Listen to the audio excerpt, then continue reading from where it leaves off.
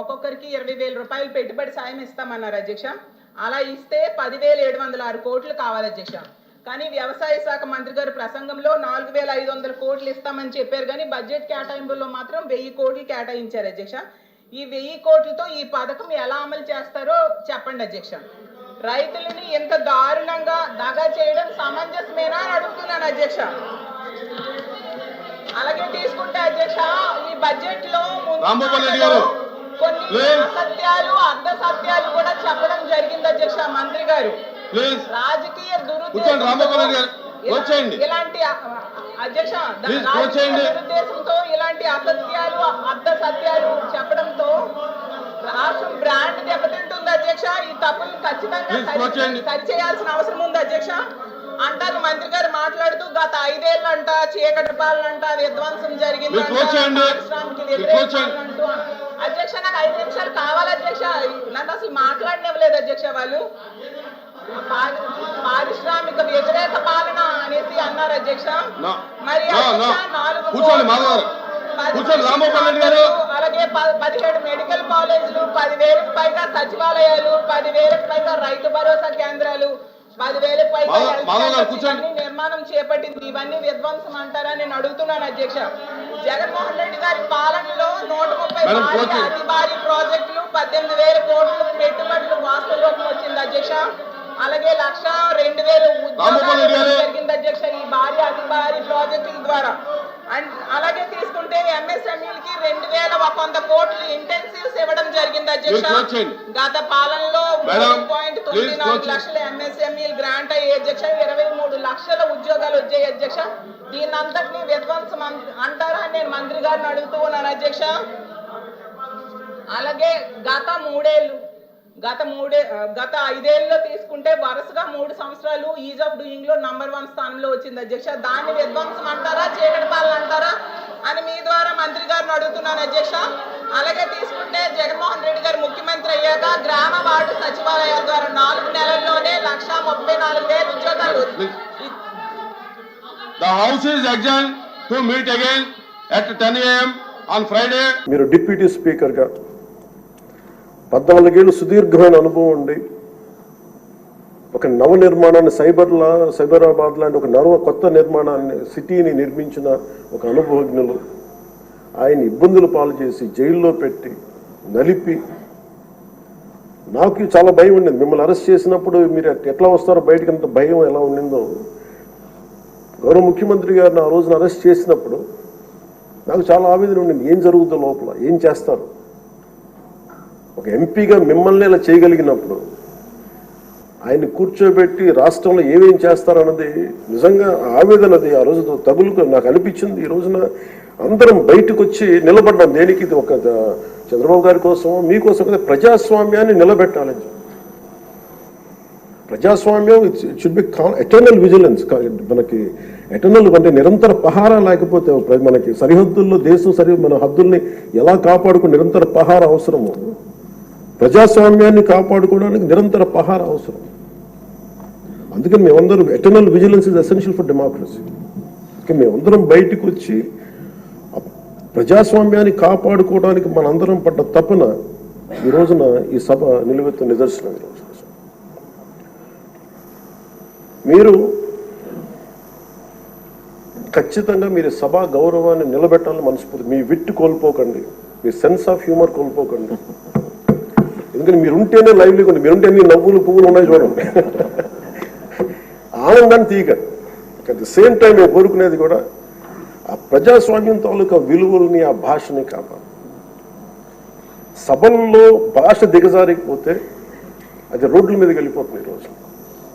అంటే ఎవరు ఏం మాట్లాడుతున్నారో ఇష్టం వచ్చినట్టు మాట్లాడి బూతులు తిట్టి మేము ఇళ్లలోకి వచ్చి మీ ఇంట్లో మీ ఆడపడుచుని రేపులు చేస్తాం, మీ పిల్లల్ని ఎలా అంటాం.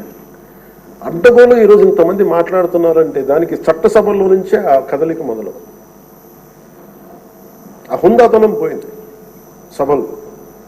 తిరిగి మీరు డిప్యూటీ స్పీకర్గా, అయ్యన్నపాత్రుడు గారు స్పీకర్గా ఆ హుందాతనాన్ని మీరు తిరిగి తీసుకురావాలి. 1-2 సందర్భాల్లో మనం వచ్చినప్పుడు ఎవరో ఒక మాట ఏదో అంటే గౌరవ ముఖ్యమంత్రి చంద్రబాబు నాయుడు గారు ప్రత్యేకించి చేయొద్దు. మళ్ళీ ఇంకా అలాంటి కల్చర్ తీసుకురాకండి, అది అయిపోయింది గతం. సో అది మీరు మనస్ఫూర్తిగా దాన్ని పాటించి ఈ సభ గౌరవాన్ని నిలబెట్టాలని కోరుకుంటా ఉన్నాను. ఒకటే ఒక విన్నపం అధ్యక్ష స్థానంలో కూర్చున్న మీకు,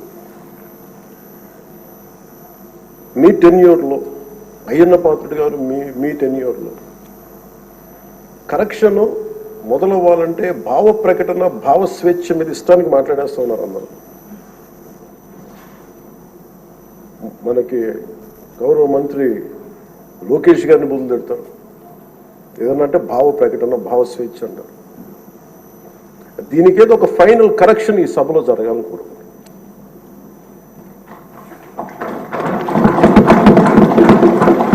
అంటే ప్రజలు నోరెత్తి ప్రకటన జరగాలి. డిసెంట్ ప్రజాస్వామ్యంలో dissent in democracy is very essential. కానీ అది ఎట్లా ఉండాలి అనేది దాని తాలూకు విధి విధానాలు మనం ఇక్కడి నుంచే మొదలు పెట్టాలి. అది మీ ఆధ్వర్యంలో మొదలవ్వాలి నేను కోరుకుంటున్నాను. నేను కీలకంగా కోరుకుంటుంది ఈ రోజున మీ తరఫున గౌరవ ముఖ్యమంత్రి గారు కూడా తెలియజేస్తా ఉన్నాను. Social media abuse protection bill అత్యంత తక్కువ సమయంలో రావాలి, బాగా చర్చ జరగాలి. మీరు డిప్యూటీ స్పీకర్ హోదాలో ఉండి, అయ్యన్న పాత్రుడు గారు స్పీకర్ హోదాలో ఉండి, మీ టెన్యూర్లో social media abuse protection bill రావాలి. మన హోంమంత్రి గారిని వదలలేదు, అనిత గారిని, ఇంట్లో ఉన్న ఆడవాళ్ళని వదలట్లేదు. అంటే ఒక సైకలాజికల్ అబ్యూస్, ఒక పాశవికంగా తయారయ్యారు, సేడిస్టిక్ గా తయారయ్యారు. దీని మీద మనందరం ఇర్రెస్పెక్ట్ ఆఫ్ డిఫరెన్స్ ఆఫ్ ఒపీనియన్, విభిన్నమైన పొలిటికల్ పార్టీలు అయినచ్చేమో కానీ ప్రజాస్వామ్యాన్ని కాపాడటం కోసం Andhra Pradesh should lead by example introducing social media abuse protection bills. ఎందుకు చెప్తున్నానంటే మీలాంటి వ్యక్తిని, మీరు మెంబర్ ఆఫ్ పార్లమెంట్ అయ్యండి, మిమ్మల్ని ఇంత ఇబ్బంది గురి చేస్తే ఇంకా సగటు మనిషి పరిస్థితి ఆలోచించుకోండి.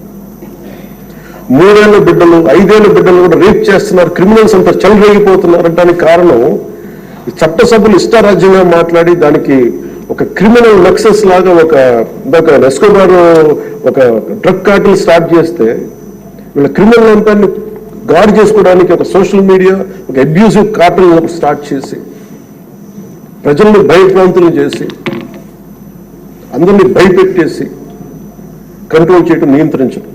మాకు ఎదురు తిరిగితే మనకి కృష్ణరాజు గారు లాగా మమ్మల్ని జైల్లో పెట్టేస్తాం, ఇలా 3rd degree మెథడ్స్ వాడతాం. ఒక ఎంపీకి ఇలా ఉన్నప్పుడు అలా భయభ్రాంతులు చేయడం, ఒక ముఖ్యమంత్రి స్థాయిలో ఉన్న వ్యక్తిని గతంలో 3 సార్లు చేసిన వ్యక్తిని జైల్లో పెట్టేస్తాం, దాడులు చేస్తాం. ఈ మైండ్ సెట్ మారాలి అంటే ఈ సభ ప్రజలు మనకి చాలా బలమనిచ్చారు. వాళ్ళని 11 మన 164లో పెట్టారంటే ప్రజలకు మన మీద అపారమైన నమ్మకం. ఇది మార్పు తెస్తారు. అభివృద్ధి, డెవలప్మెంట్తో పాటు వాళ్ళు కోరుకుంటుంది స్వేచ్ఛా వాయువులు పీల్చాలి, భయపడకూడదు. మీరు వస్తే చూడండి నవ్వులు పువ్వులు వేస్తున్నాయి ఇక్కడ. ఇదే అట్మాస్ఫియర్, ఇదే వాతావరణం రాష్ట్రం అంతా ఉండాలని మనస్ఫూర్తిగా కోరుకుంటున్నాం. మనం ఎంత ఆనందంగా ఉంటాం, మనం సీరియస్ ఇష్యూస్ మాట్లాడుతున్నాం, మనకి వ్యతిరేక విభేదాలు ఉంటాయి, అభిప్రాయ భేదాలు ఉంటాయి, ఒకటి సాధించుకోవడానికి భిన్నమైన అభిప్రాయాలు వస్తాయి. కానీ ఇదంతా కూడా చాలా సుహృద్భావ వాతావరణంలో జరగాలని నేను మనస్ఫూర్తిగా కోరుకున్నాను. సో మారు మీరు పడ్డ వేదన, మీరు చేసిన పోరాటం, సినిమాల్లో హీరోలు, నేను చేస్తాను కాబట్టి చెప్తున్నాను, దెబ్బలకి నటించడం చాలా కష్టం, దెబ్బ పడితే వేరుగా ఉంటాం. కానీ మీరు నిజ జీవితంలో దెబ్బలు తిన్నారు. ఎంత శక్తి కావాలి, ఎంత పోరాట పటిమ కావాలి, ఎంత శౌర్యం ఉండాలి, ఎంత ధీరత్వం ఉండాలి మీకు. ప్రభుత్వం వస్తుందో తెలియదు, మళ్ళీ వాళ్ళే రావచ్చు, కానీ తట్టుకొని మీరు నిలబడ్డారు చూసారా, దానికి మీకు హ్యాట్స్ ఆఫ్ సార్. వండర్ఫుల్. మీరు ఎలా నిలదొక్కున్నారు, మీరు ఎలా ధైర్యంగా ఉన్నారు, అది రాష్ట్రం అందరికీ ఇవ్వమని మమ్మల్ని కోరుకుంటున్నాం.